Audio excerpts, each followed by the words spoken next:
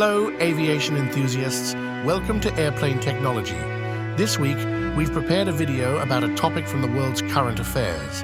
We've explored the stance and reactions of certain Western countries in the Israel-Palestine conflict. Enjoy the video. Israel's Ministry of Defense has reported that since Hamas's military wing, the Izzedin al-Qassam brigades, launched the Aqsa Tempest offensive on October 7th, 1,000 tons of weapons and ammunition have been smuggled into Israel from abroad. Naturally, the first country that comes to mind is the United States. The US has explicitly stated its support for Israel in this conflict and announced unprecedented aid to Israel. Furthermore, the US deployed 2 aircraft carriers to the Mediterranean, the USS Gerald R. Ford and the USS Dwight D. Eisenhower, along with 2 Ticonderoga-class guided missile cruisers and 7 Arleigh Burke-class guided missile destroyers. We also know that Israel urgently requested $10 billion from the US shortly after receiving this aid. Moreover, the statement by the US president, "If Israel didn't exist, it would need to be invented," sparked a debate. Of course, we don't believe that such massive military aid is solely intended to assist Israel. While the Israel-Palestine conflict is undoubtedly significant, the power imbalance between the two countries is evident. We believe that there is a greater purpose behind this extensive military aid. The United Kingdom similarly expressed its support for Israel in the same manner. The UK and Israel held a joint press conference in Jerusalem. The UK reiterated its support for Israel and expressed pride in its support for Israel in the long war against Hamas. German Chancellor stated, "We are deeply shaken by the rocket attacks from Gaza and the escalating violence. Germany condemns these attacks by Hamas and stands with Israel." Furthermore, the German defense minister reported offering military aid to Israel, which Israel has not responded to. French President declared, "I strongly condemn the terrorist attacks currently targeting Israel. My condolences and solidarity go out to the victims, their families, and loved ones." It was reported that the Ukrainian president, who sought to make a solidarity visit to Israel following Hamas's attack, was turned down by Tel Aviv. Now, Russia enters the picture. Russia has openly stated its support for Palestine in this conflict. Initially, Russia supported calming both sides and promoting peace.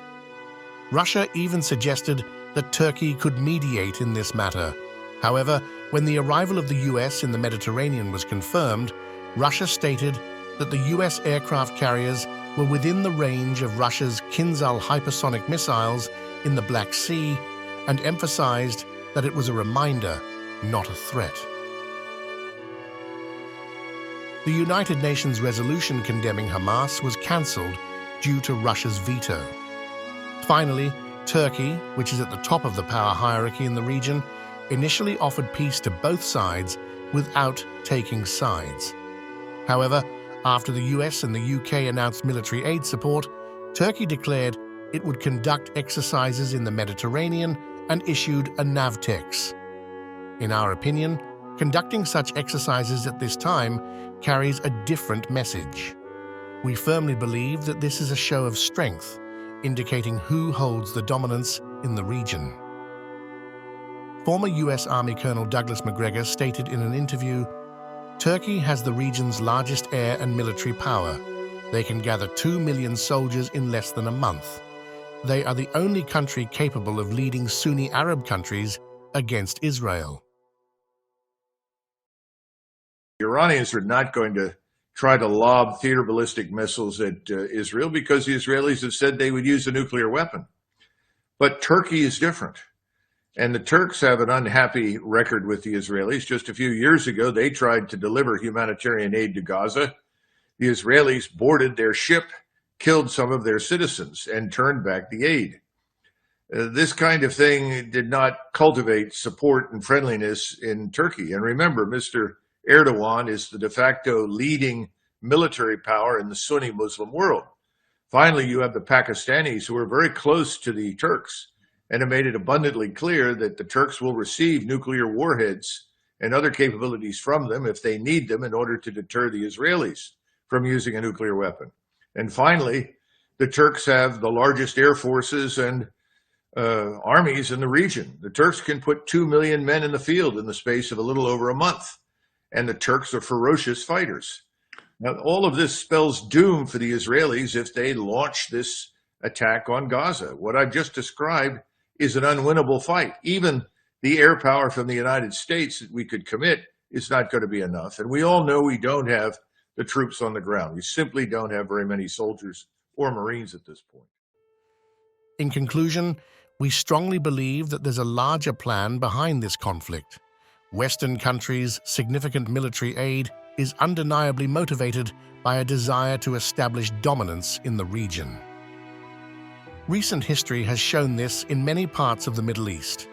The Israel-Palestine conflict is a war where there are no rules, and many innocent women and children are being killed. It's a conflict that clearly shows the absence of humanity and conscience. Certain countries prioritize their interests over the lives of innocent children. We hope this video has provided you with more information about the Israel-Palestine conflict. If you enjoyed the video, please like and subscribe to our channel. We wish you a good flight and see you in the next video.